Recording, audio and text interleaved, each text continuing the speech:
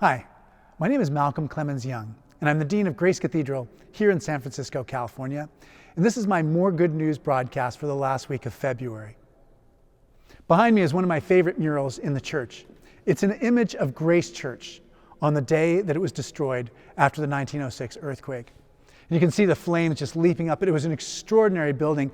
Grace is one of the oldest churches west of the Mississippi.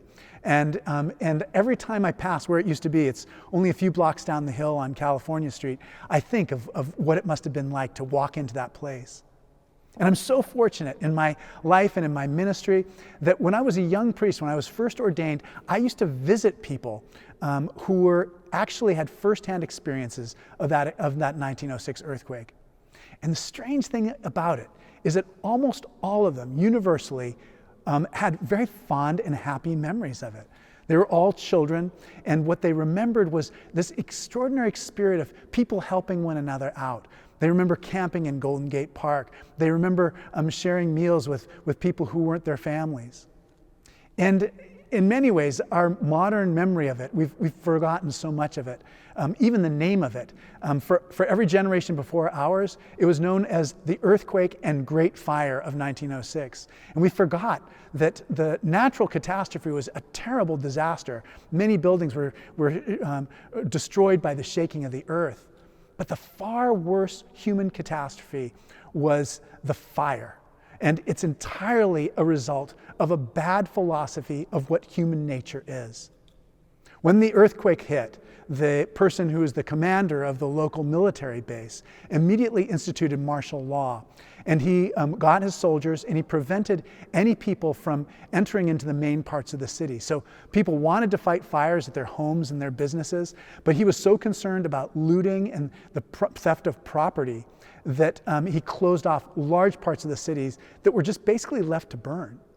And if this weren't enough, he felt like they needed to do something actively. And so what they did was they detonated block after block after block of buildings. They just blew them up with dynamite. And these caused just intense fires also. And it's important for us to remember that our philosophy of human nature really matters. In the 16th and 17th century, philosophers like Thomas Hobbes, John Locke, and Jean-Jacques Rousseau, they all of them had this idea of human nature. And they would talk about what a person would be like in the state of nature. And basically, the way they justified government was a kind of social contract where these independent, individual, self-sufficient, non-dependent, white European males would, if they were left to their own devices, would destroy each other. And the only way to stop them from destroying one another would be to institute a government. So each independent person gives up a certain amount of their liberty and freedom in order to be part of a greater common good. Now, the problems of this in our time are just so obvious. Like, we're not all white European males who are totally dependent. And as a matter of fact, that might be the most important part of this altogether, and that each one of us is always dependent on the others. And there's times in our life when we're more dependent than others, but we're always dependent, and we always have been. We've always been part of a community, and that community cannot be just ignored.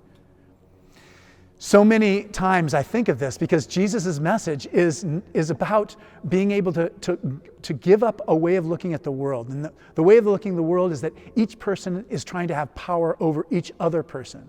And Jesus asks us to give up that way of looking at the world, instead to see that we're much more fulfilled, our true nature is fulfilled when we're serving and caring for each other. His disciples went to him and said, "Jesus, who is the best among us?"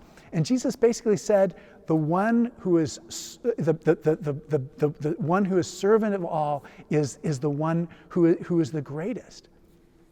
Anyway, I'm so delighted to be in this beautiful building at Grace Cathedral and with these beautiful murals. And it won't be long until we'll all be gathered here together again. And I look forward very much to that day. Thank you for watching.